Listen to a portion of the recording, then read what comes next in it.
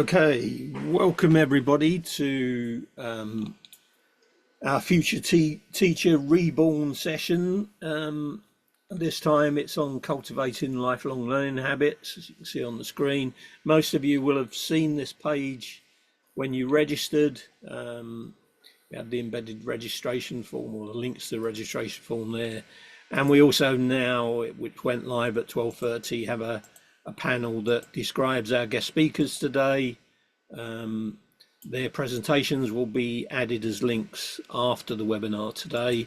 And then there's a panel for what next. For those that are new to Future Teacher, we have this Future Teacher Reborn page where we're listing all of our webinars for this year. But if you come to the main resource and go to the home page, or just use the drop down menu, you'll find the recordings and resources that we've done in all the previous years of the running of the project. Lots of useful resources that you can browse and share with colleagues and so on. From about 1:30 today, there'll be a live link to the registration form for our next session in November, but we'll mention that again before the end of the webinar. So I'll stop my screen sharing and hand over, I believe, to Sian, who's going to introduce our first guest speaker. Hi, thanks, Ron. Yeah, I'm going to introduce Dr. Llion Jones from Bangor University, who is the director of Canolfan Bedwyr, which is the university's Centre for Welsh Language Services, Research and Technology. I'm not going to say too much about Canolfan Bedwyr because Llion's going to introduce that, but my experience of being a lifelong learner has been very much based around the services of Canolfan Bedwyr, and it's friendly, inclusive. They're always at the forefront of using technologies to support people who are, like myself, lifelong learners in dipping in and out of kind of improving our language skills at the university. So over to Llion now. Yeah, Llion.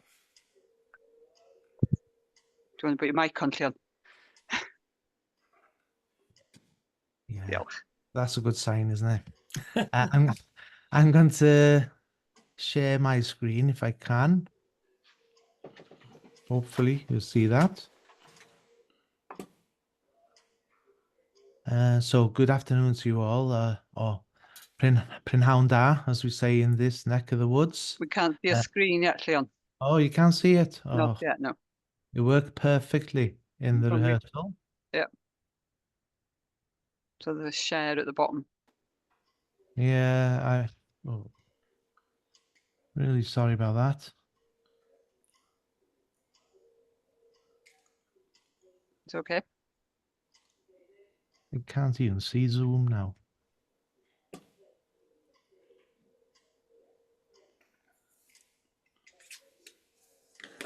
Yep. Do you see that? Not as yet, no. Oh, yeah. You do now. Yep, we're coming on through. Yep. It's making its way over the Black Mountain. Yes. Well, start as you mean to go on. Anyway, as Sian has told you, I'm Llion Jones, and I work at Bangor University in a centre that specialises in language planning and specifically planning for the Welsh language. But more of that in due course. Firstly, I'd just like to thank the Future Teacher Network and Sian in particular for the invitation to talk to you this afternoon and for the opportunity to raise awareness of the work taking place to support lifelong learning and in particular in relation to the Welsh language. I fully realise that for many of you, the context we work in may be unfamiliar and even alien, but hopefully it will be of interest and will spark some discussion.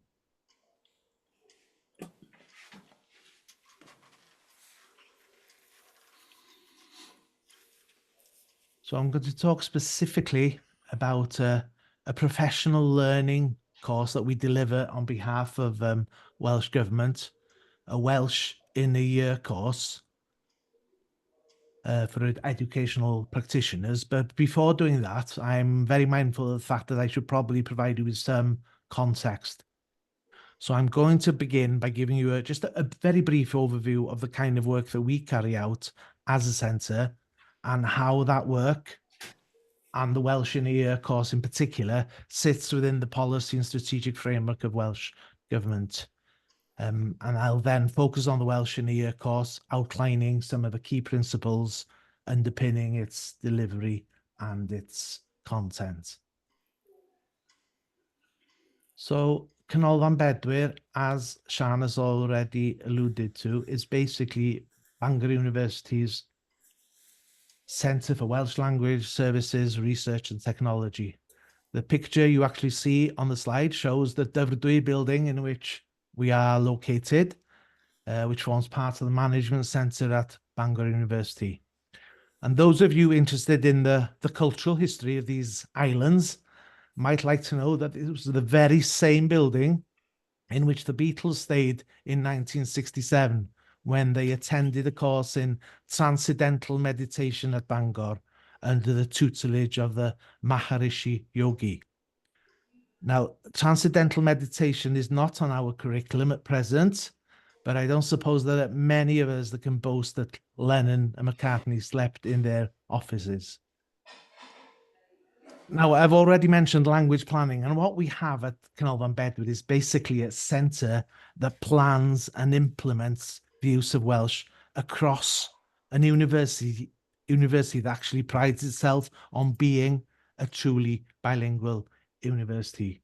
What does language planning look like in practice? Well, if we have a quick look at the activities we carry out or the various streams of work we have, it will give you some kind of indication. So basically, we're responsible for the university's bilingual policy, and there's a statutory obligation around that. How we implement it across the university, that includes having a translation unit, both offering written services and simultaneous translation services, language training for both staff and students, Welsh language technologies, and some behaviour change initiatives.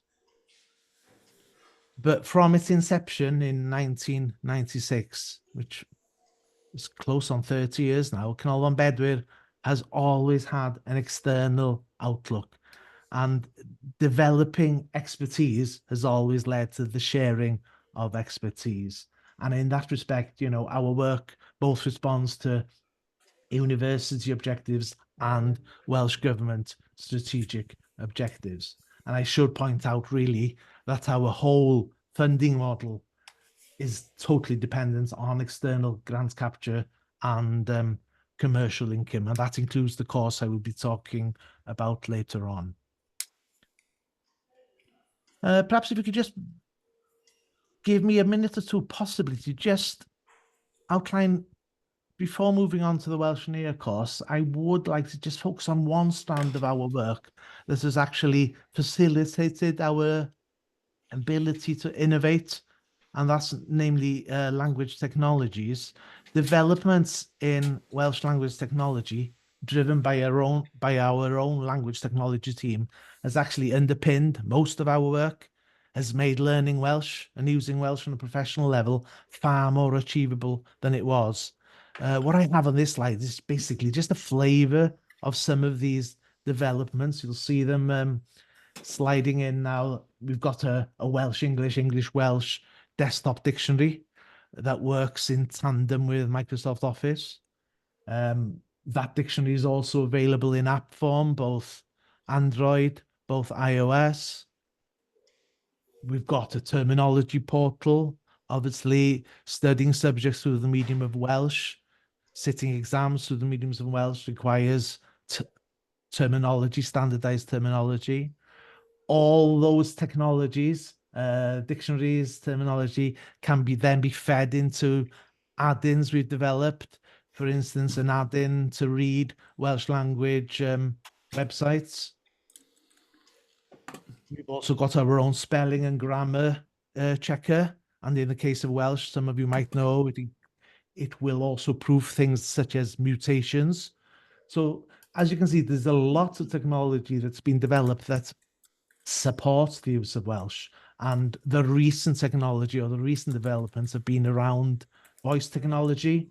So we have now got our own digital assistant. This is not Alexa, this is Maxen. And that supports new developments such as a transcriber which helps us to caption videos. And more recently, we've launched a new app which is all around our behavior change project. So all these technologies do facilitate the use of Welsh, and they are crucial to almost everything we do. So if I can just move on quickly, just to give you some further context, because although we are an university department serving the needs of our own institution, there is, of course, a wider context. And the wider context is Welsh Government's own strategy for the Welsh language, Cymraeg 2050. And if you look at the image there, you'll see in the byline, 1 million Welsh speakers, the actual aim of that, what that strategy aspires to achieve. Namely, 1 million Welsh speakers. And the strategy identifies 3 themes to realize this vision: to increase the number of Welsh speakers, to increase the use of Welsh, and to create favourable conditions. That includes both infrastructure and context. Now, as it happens, our work dovetails nicely with these themes, and we have projects that feed directly into all 3. The language technology work, for instance, is crucial to the 3rd, whilst our behaviour change project is directly addressing the 2nd theme. But the course I'm going to get onto and talk about this afternoon, however, is a priority for the 1st theme, namely increasing Welsh language capacity and capability in the education workforce in order to improve and enhance the teaching of Welsh in schools. You know, the strategy document is quite explicit about the size of the challenge, and I quote, "For primary teachers, we will need to see an increase in the number of teachers who could teach in Welsh from 2,900 to 3,900 by 2031 and to 5,200 by 2050. And of course, intensive or sabbatical courses are key to that aim, which takes me on to the course I wanted to give you a brief flavour of this afternoon. The Welsh in Ear course. It's part of a wider scheme of intensive Welsh courses for teachers and classroom assistants, ranging from 5-week courses to a full year.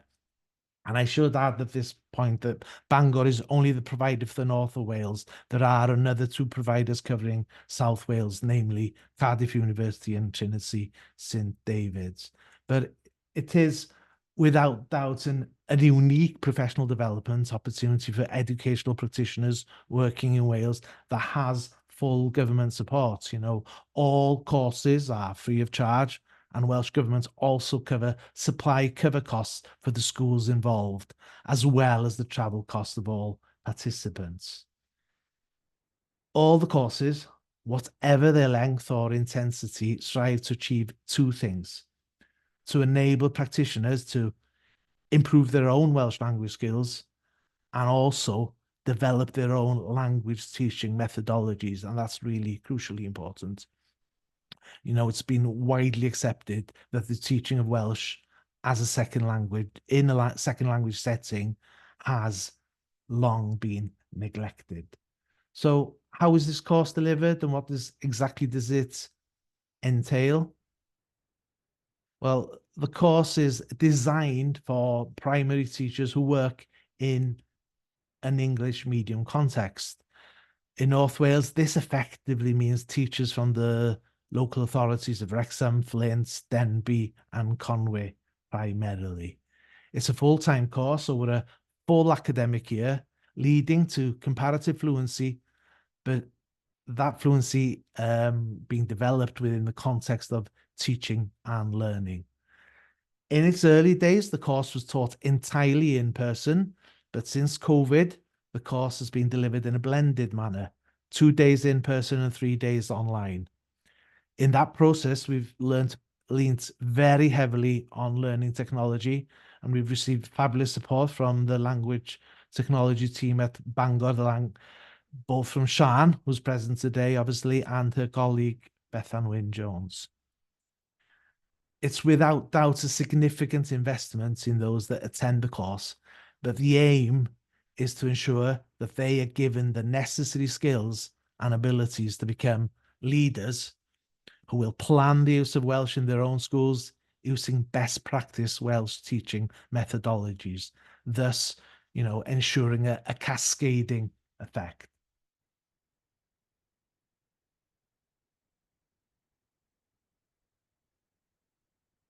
Whoops, sorry. Oh, I didn't want to click that at that point. So, just to finish off on the course before we hear from one of the practitioners themselves, it does lead to an university qualification, an university graduate certificate, 120 credits at level 6. Although I would stress that the qualification is probably of secondary importance to the key deliverables. I would also stress that all the teaching and assessment is very much focused on professional needs. So they concentrate on micro teaching sessions, resource portfolios, the creation of resources.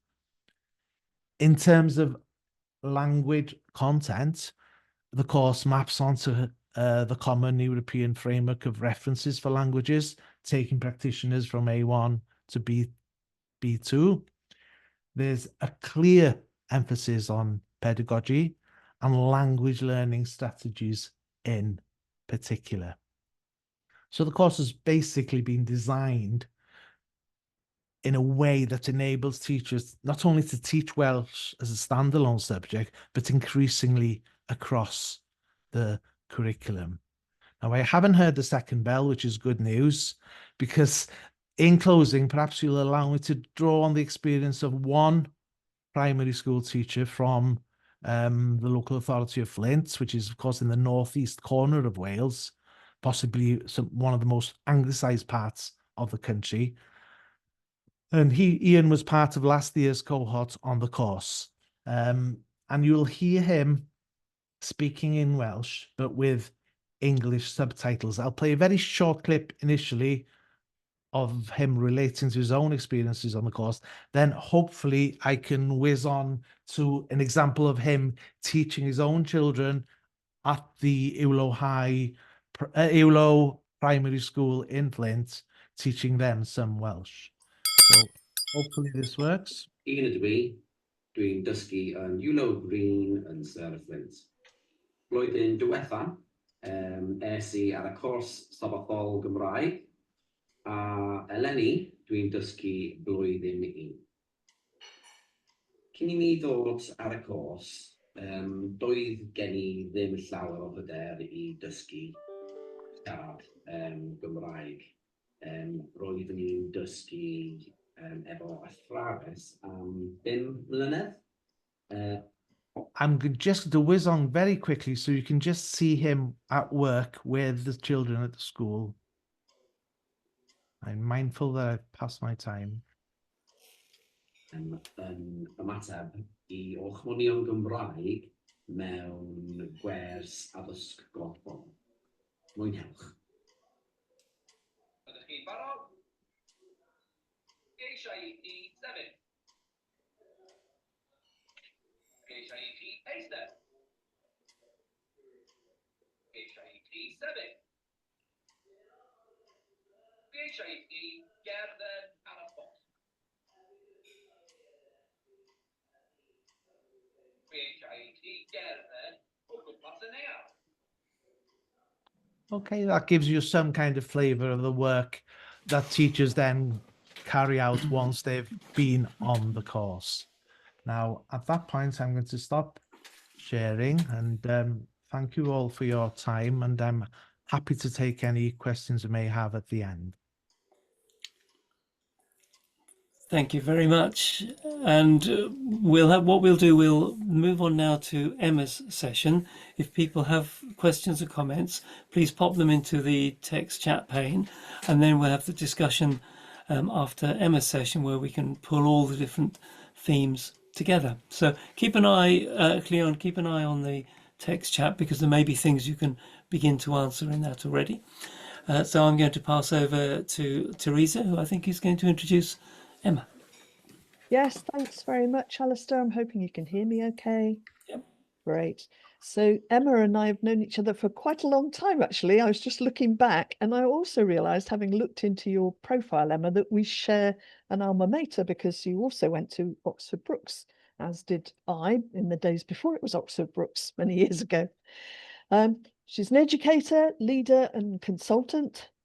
And I know very much the dynamo behind the community of practice that is AmplifyFE, which is a network for further education, to support further education practitioners, that has been formed and supported by ALT, the Association for Learning Technology, in partnership with UFI Voc Tech Trust. Not something I'm familiar with, but I'm reading that from your profile, Emma. I know she's a fabulous person, and I know she's going to have lots of very interesting things to share with us, all the way from Oxford today, because you work at Oxford Uni, I understand.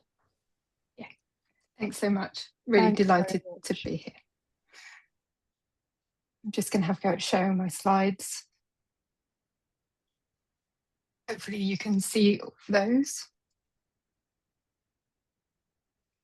Perfect.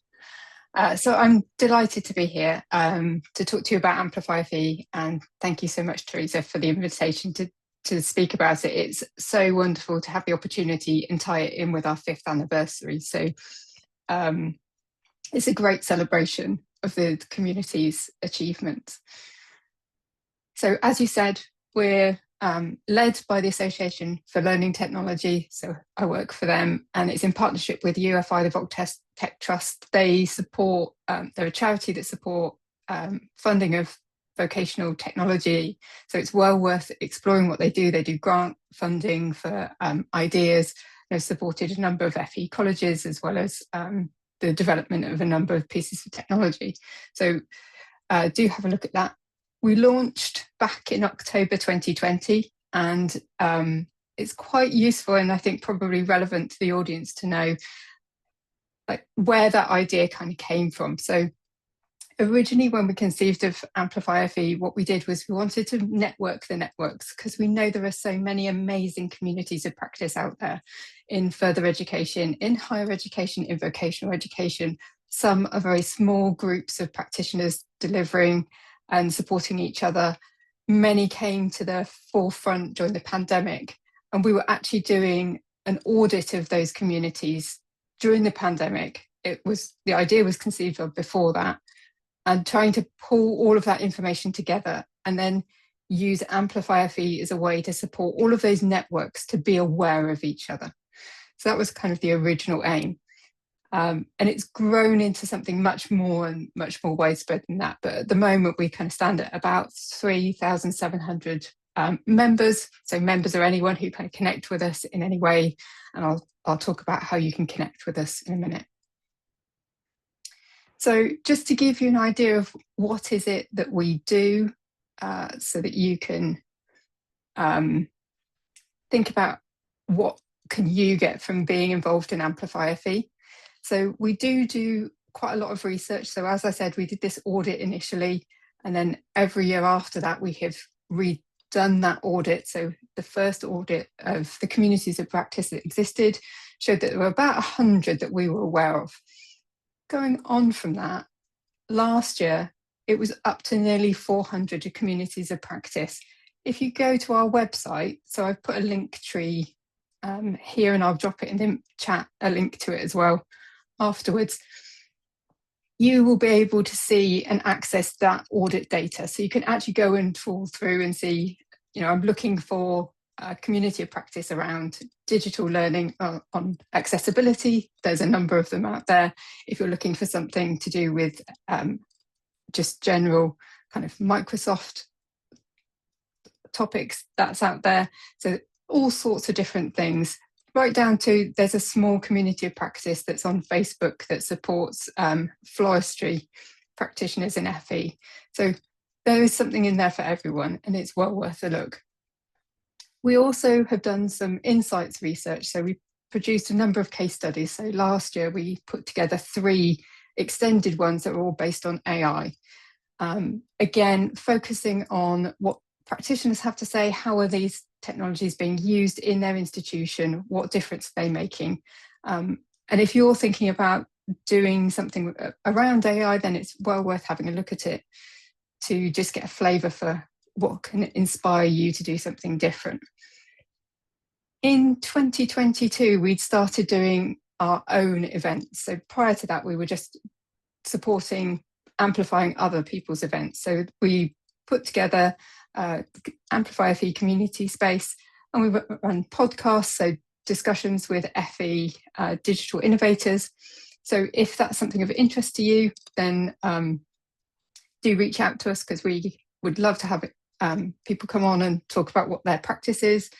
It's also been a great opportunity to talk to some of the different vocational technologies that UFI have supported the development of, for instance, Teachermatic, metaverse learning, these types of things. So it's worth having a look and dipping into all the different back catalogue of episodes.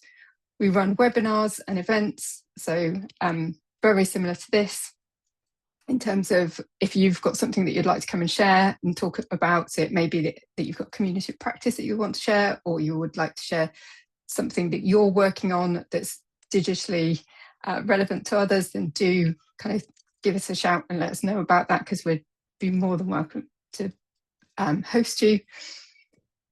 We write blogs, so this one is a very easy offer, and a lot of our members have taken this up, and we recently did one with Future Teacher to kind of showcase what they're doing and help promote that work.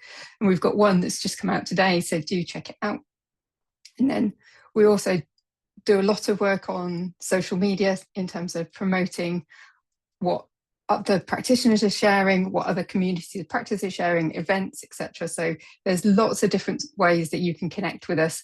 At the moment, the most popular social media platform for us is LinkedIn, but we do have a presence still on Blue Sky, Instagram, Facebook, and Threads. We made the decision earlier this year to move away from X, which is where we actually started. So it was a hard decision in terms of, you know, we know that there are still practitioners out there using it, but for all sorts of reasons, we did step away from that. So I just want to go through and show you in a little bit more detail what we do for each of these threads. So as I said, the community space that we've set up, it's about connection, not competition. It's about championing the work that you're already doing.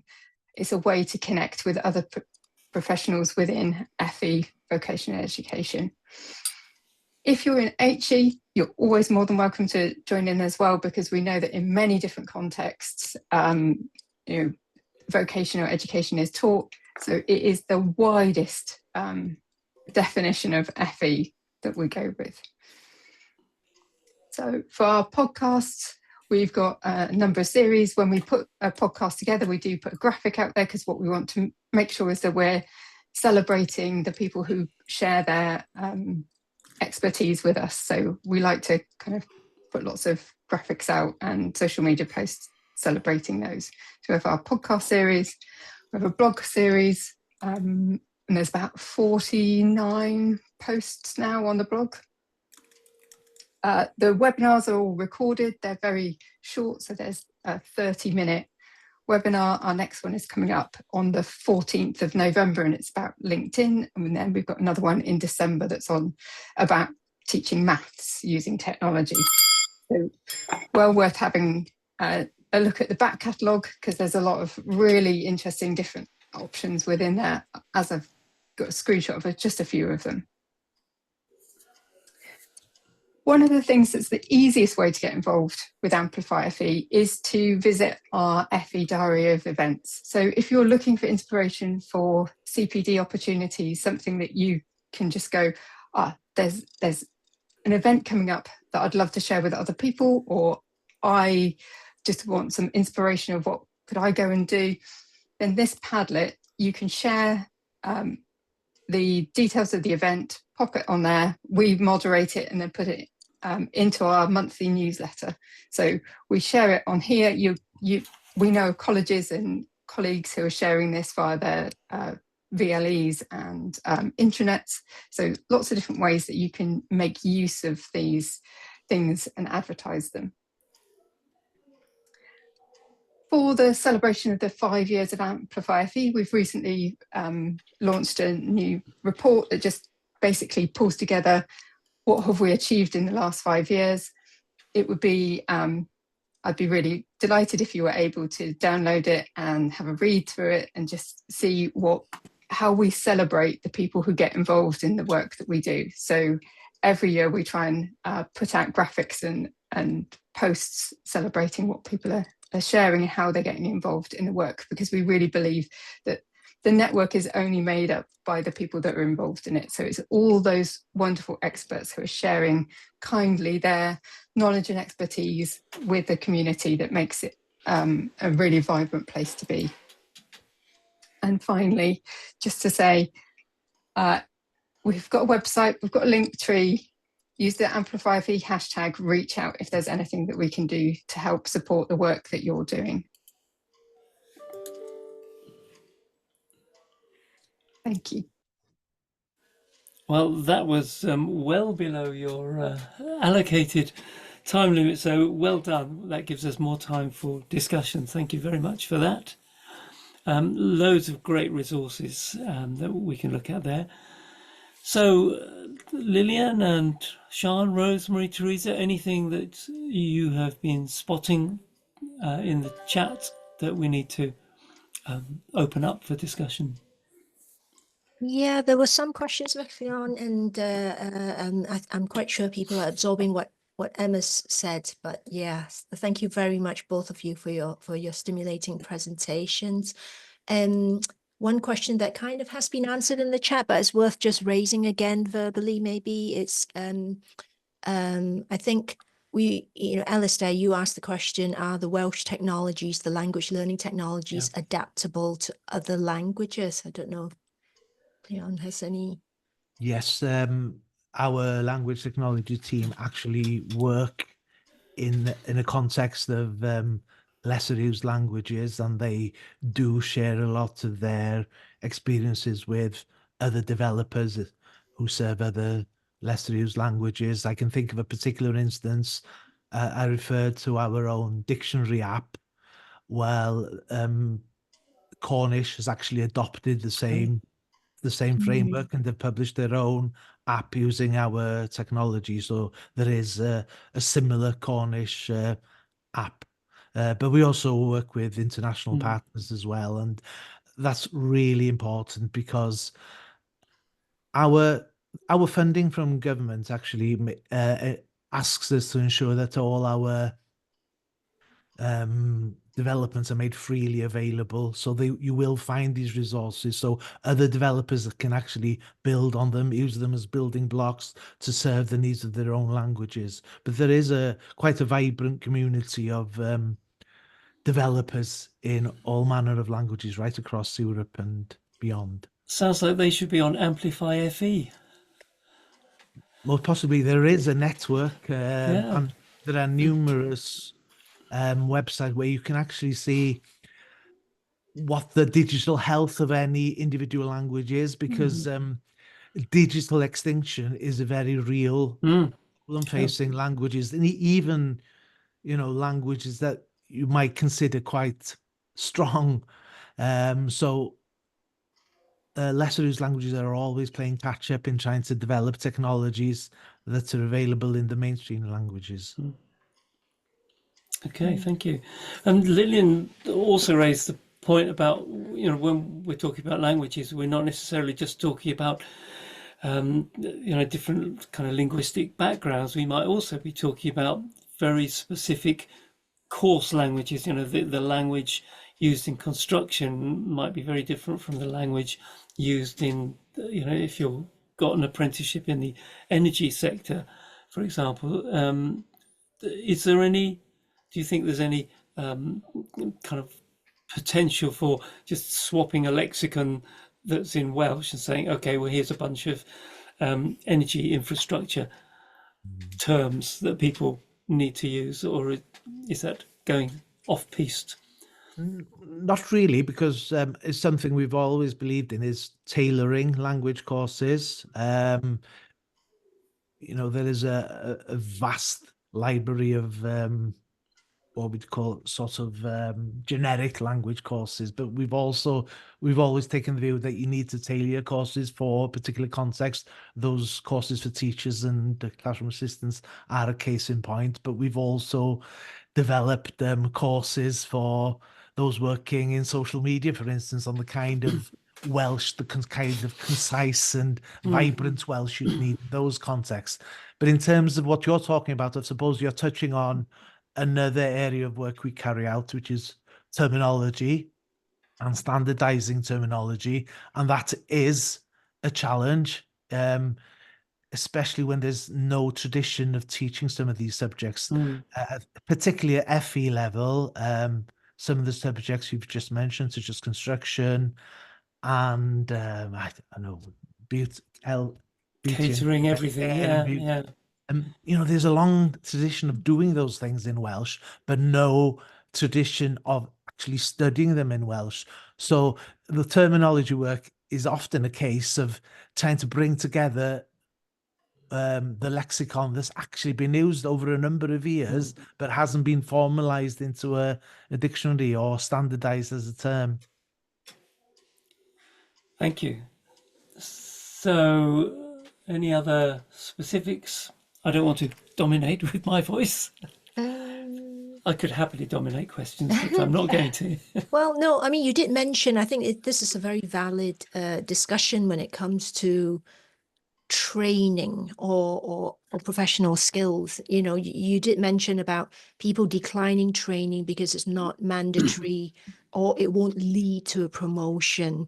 And so these people are extrinsically motivated, shall we say, and not so much intrinsically motivated to learn the thing that maybe the workplace requires.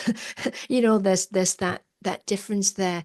So yeah, I think, you know, I think some of us have kind of said we're probably intrinsically motivated. I think Victoria mentioned, you know, it's like that reframing. I don't know, Victoria, do you want to come on and say anything? I think it was Victoria, and was it Eva?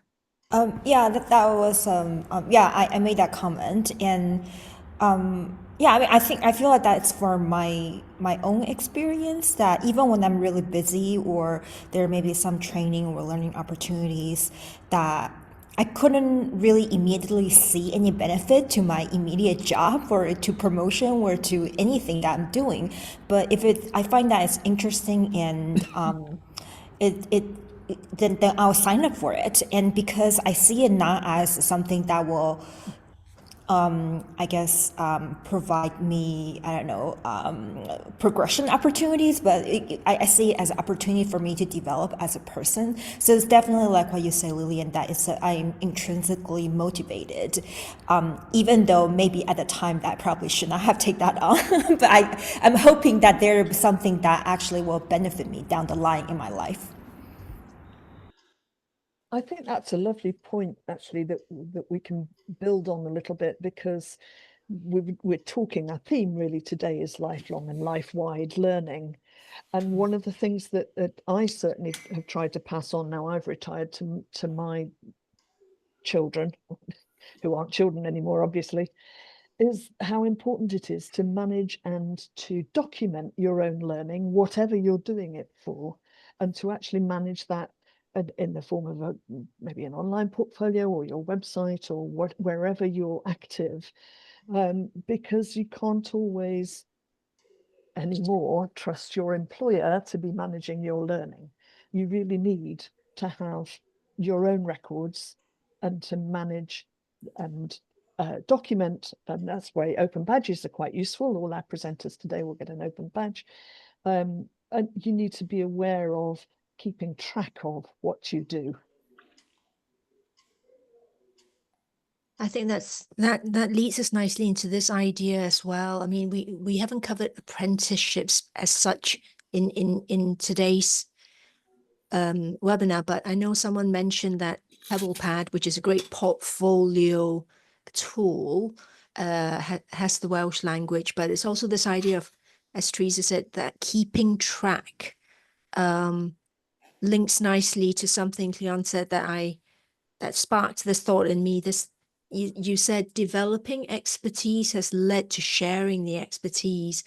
And I think for some people it's true, and for others it isn't. And it's quite interesting to note, why is it that some people are so innately willing to share as they learn, and then others aren't as, used to sharing? I don't know if in your, like Emma, in your networks, you'll see some people lurk and other people step up and actively create that floristry community, for instance, and then when that person goes, things can be really hard to keep going. Any thoughts on that? Yeah, I mean, there's a number of communities of practice that have come and gone because they've been solely built around one single person who's been like that driving force behind it. So it really does take the community to support the continuation of a community and that sharing of practice. But I think it's so valuable. We've tried to make sure that AmplifyFE exists in the open to avoid those pitfalls of stopping people seeing how it works, because that could be a barrier. So you see, start off with, people will come and they'll, just kind of sit on the peripheral, they'll attend, but they won't ask any questions. And then eventually they'll come and they'll say, can I write a blog post, or can I do a thing? And the number of times I've had conversations with people and they don't think that what they have done is worth sharing. And it absolutely is worth sharing. There's so much to be learned from what people do. But many times that I've asked people, would you like to do this webinar? And they've been so proud and learned so much from doing or writing a blog post, whatever the activity has been. They've learned so much from just being brave and saying yes to doing it, and then getting the recognition within their own institution. I think that's often overlooked in terms of that it's easier sometimes to share outside, and then to see the value of what that person has to say is seen more clearly within their institution because other people are valuing that. Yeah. I don't know if you feel the same about how Future Teacher works, that you see that same phenomenon happening. I think we do. I certainly saw it in my own career, and I think the fact it's the old sort of tale of the prophets not listened to at home, or whatever the saying is. It's a long time ago now, but I think it's really useful to have these connections, and to even though it pushes you maybe outside your comfort zone, to present your work and make sure other people have seen it. Llion and the things he's described today as a former language teacher completely resonate with me. So I'm thinking, well, I've been part of Eurocall for many years. Why have I not heard about Welsh? So I'm hoping by sharing some of the slides and things I've seen today, I can make sure that those connections are going on. I'm sure they are, because there are certainly special interest groups within Eurocall that would be lesser at all to minority languages. So there's support out there, and I know the language community is particularly vibrant and well connected, those using technology, what we call computer assisted language learning. Could I ask Llion, Lillian's popped a point in there which I definitely resonated with me. You may have answered it, because I noticed now there's some new messages I hadn't seen. But Lillian's point was about how are learners encouraged to continue their learning after they finish their courses. Is there any sense of you creating not just a bunch of kind of a tier of more expert Welsh people that can go, or Welsh speakers that can go into schools, but is there a sense that you're accidentally or deliberately or somewhere in between creating a community of people who will support one another in a longer term? Yeah. I think ideally that would be the case.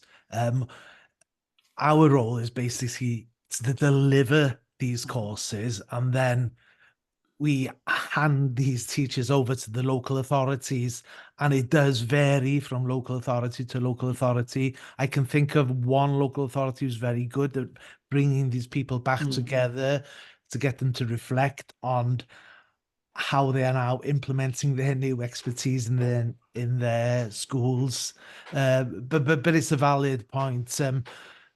I picked up something in the chats in terms of how do you maintain that enthusiasm, and that's something we've tried to tackle in another project. I think I've referred to it briefly. It's a behaviour change project we've had called Arfer. Arfer in Welsh means habit, and the first three letters arf is a tool in Welsh. So basically, we're trying to develop a tool to break a habit, because in a bilingual context such as Wales, people will switch languages according to context, and they will feel uncomfortable in using their Welsh in some contexts, particularly professional contexts. So that particular project is trying to address that and get people using their Welsh in new contexts as such, and that we've actually piloted it this year on the teachers course as well, so that they're taking the language out of the classroom as well and engaging with one another outside the 9 to 3 classroom-based sessions. Now that's interesting, because behaviour is is a really significant part of it, isn't it? And a lot of the discussion, I've been thinking, how does this map to Carol Dweck's work, for example, on mindsets? A growth mindset versus a more fixed mindset. And is that something that you come across, or either of you, where there's you're trying to change behaviours at that fundamental level of some people just think they're as clever as they are and they're not going to get cleverer, so there's no point in doing extra training or learning development. I'm not a behavior change scientist by any stretch of the imagination, but we do have behavior change scientists working at the university, and we've taken a leaf from their book in terms of what's happened in terms something as simple as our attitudes to recycling. Just simply having that tray for different materials has changed behavior. So we're trying to think of practical things we can do to change people's behavior in terms of language. Those little nudges that often they appear to be little nudges, but they make a substantial difference. You might have noticed that Sian and myself are wearing the same lanyard, and we've got a little icon there which indicates that we are Welsh speakers. It's a very, very small behavior change intervention, but it does have an effect, because people will feel confident to approach us and use whatever Welsh they have. Yeah. We've got another small behavior change intervention within the university, whereby if I type anybody's email address in my Outlook, it'll immediately flag to me whether they are Welsh speakers or they are on a language journey, so you can tailor your messages accordingly. Okay, that's those kind of things. They're all yeah. small nudges, but they do help with the general direction of things. I love that idea. Like you say, you're walking around, you can't always spot that community in your immediate environment. I think you can find your community easier online, which is maybe, I don't know, Emma, if you feel like online, you have blogs, you have social media, you have Facebook, you have LinkedIn, you have so many networks to maintain to enable people to find their other person. But it's such an interesting idea, Sian and Llion, that within your own organization, you send a signal with something visible. It's almost like the disability lanyards, isn't it? And and that's a lovely idea. You know, I'm going to take that away as something to, like, as part of my campaigns to encourage people to, I don't know, talk more about digital accessibility, or talk more about BSL, to wear badges that kind of say practice BSL with me, or practice speaking the language of digital accessibility with me, or practice whatever it is. That was too wordy to go into a badge, but you know what I mean. But even on a very simple level, you know, if you've attended more than the 3 professional training courses this year, your name badge for next year is a different colour, or it's got a star on it. You could have your stripes like in the military, couldn't you? I'm a corporal learner. Oh, I'm a sergeant learner. Maybe that would work. But I think that point about community is so significant, because there are people. Well, we all have different needs, don't we? And different drives and motivations, and community within a learning group can be really substantial for some people. And I remember an experiment at the college where I was working, where we gave adult learners who were coming to do, I think it was A level in economics or something, or business studies. We gave them the opportunity of doing that adult course online, or coming to the physical lessons as well. And we were trying to see whether we might attract more people by having them not have to come to the college. But the feedback we received from the learners was, I actually want an excuse to go out once a week and meet a new bunch of people, and have my husband or my partner look after the kids instead. And I remember being very struck by that. They wanted humans in their community.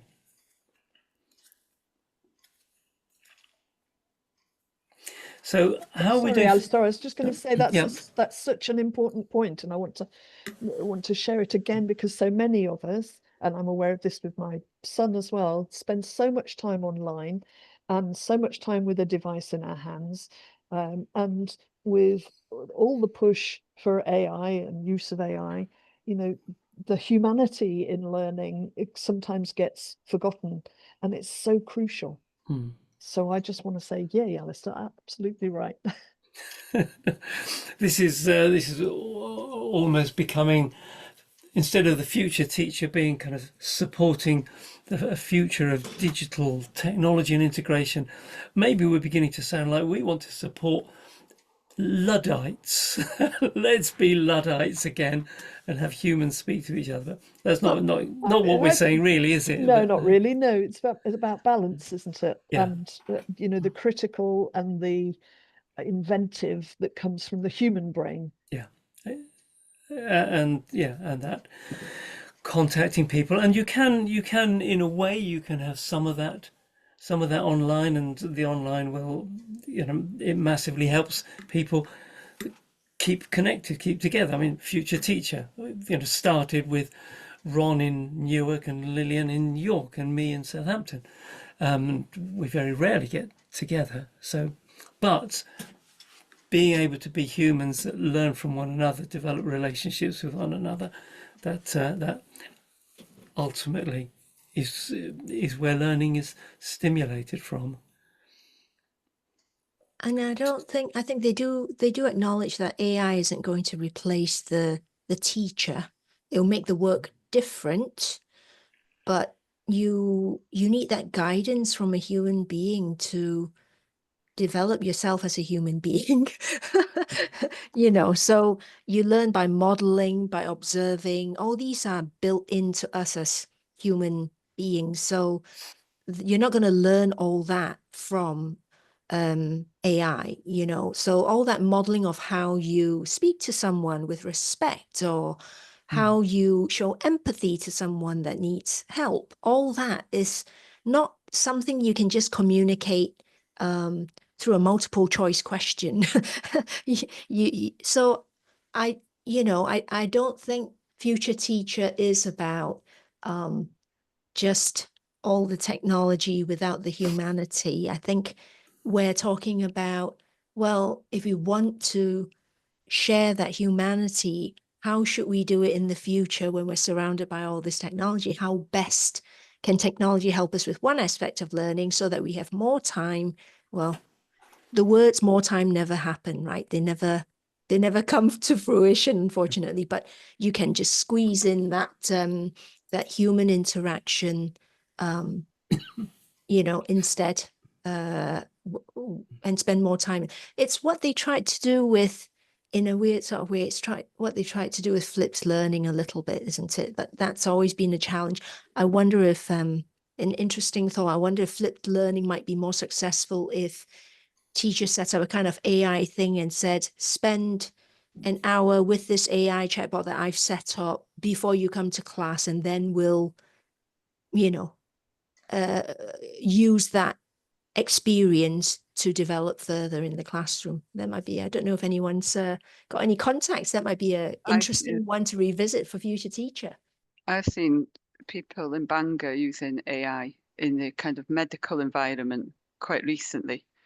I know we've done future teacher talk about it here, but people, setting up those personas with very kind of real life, but in their experience as a practitioner into a persona, and then having students practice very difficult conversations that they may have in the workplace with the AI tools. And that in particular, in North Wales, to have those tools, those students will need to be able to use that technology in Welsh language as well. Yeah, to be inclusive. You go to the local hospital, you'd get a real insight into how many people's first language is definitely Welsh. Yeah, from the start. And so, having language switching in those technologies is really important, but also people bringing their own experience into creating those personas. It's interesting. Let's see what's happening with that. Yeah.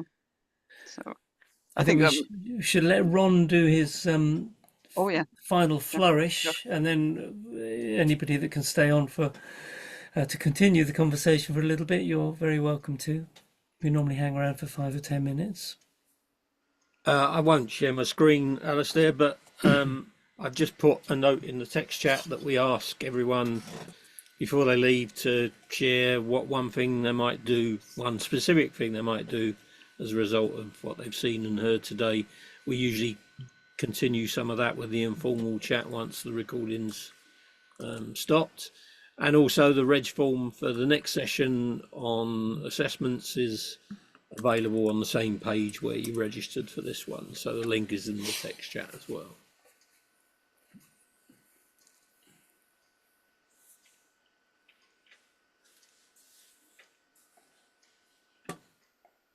So I've got my one thing in the chat. Yeah, I'm doing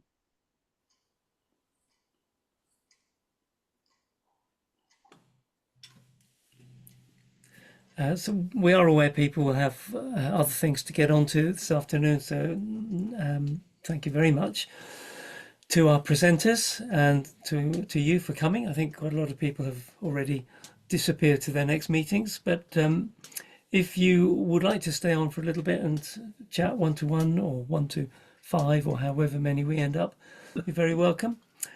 But if the call of lunchtime, coffee and toilet is too strong, then feel very welcome to go and answer those calls.